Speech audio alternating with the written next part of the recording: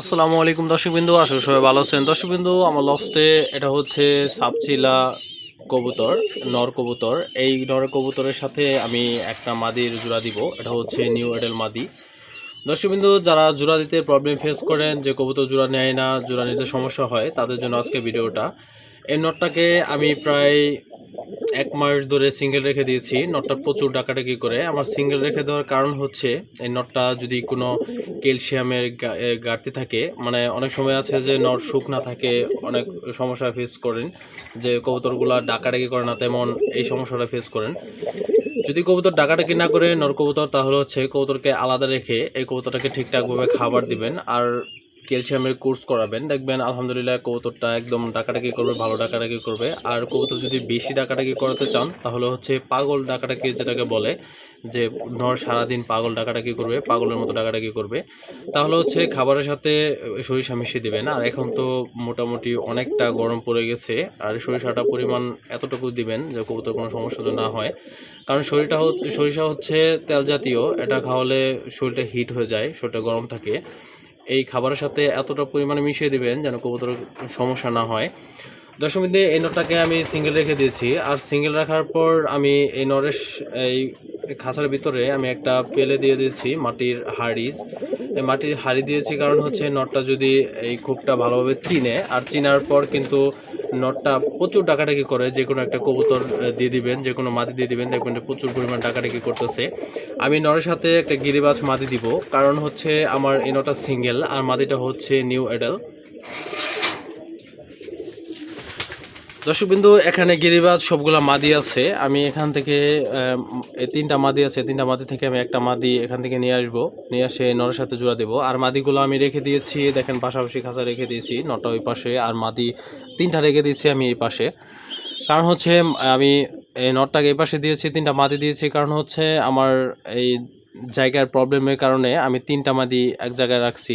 আর মাদি 3টা রাখছি যে অন্য কোনো নরের সাথে যেন জোড়া না নিতে পারে, এই কারণে আমি খাঁচার ভিতরে আটকে দিয়েছি। আমি এখান থেকে এই গিরিবাজ একটা মাদি আমি নিয়ে নরের সাথে দিব, দেখবো যে জোড়া নেয় কিনা। আমি এই মাদিটা অনেকদিন ধরে আলাদা আলাদা করে রেখে দিয়েছি, আর নটটাও আলাদা করে রেখে দিয়েছি। দর্শক দেখেন, নটটা ওই পাশের খাঁচায় প্রচুর ডাকাডাকি করতেছে। এই দেখেন প্রচুর ডাকাডাকি করতেছে, এই ডাকা সাউন্ডটাও শোনা যাচ্ছে হয়তো। আমি এখান থেকে এই মাদিটা ধরে আনবো।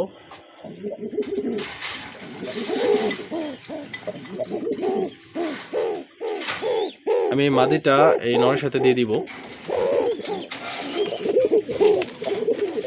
দর্শক দেখেন, এই মাদিটা নরের সাথে দিয়ে দিয়েছি, নটটা প্রচুর ডাকাডাকি করতেছে।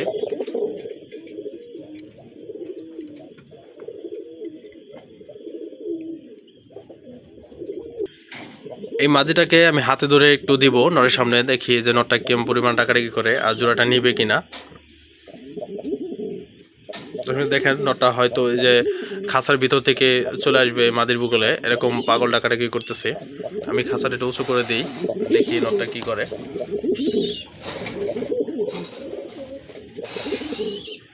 দেখেন মাদিটা আমি নরের সামনে দিয়েছি, নটটা কি পরিমাণ ডাকাডাকি করতেছে।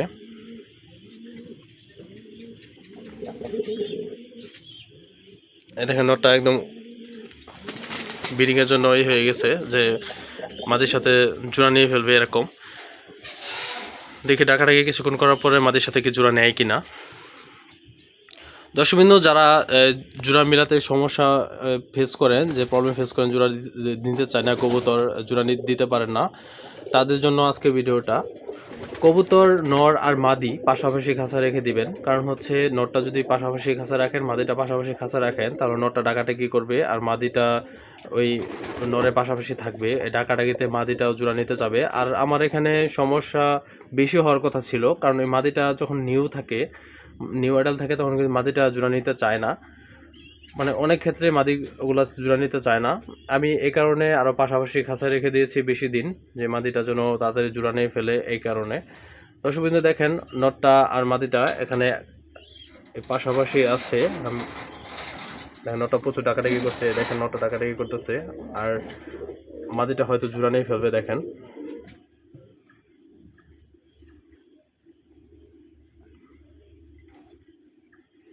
দেখেন জোড়া নিয়ে ফেলবে। যে জোড়া নেওয়ার আগে দেখবেন যে যখন বিডিংয়ে আসবে তখন কিন্তু যে এভাবে হা করবে, হা করার পর জোড়া নিতে চাবে।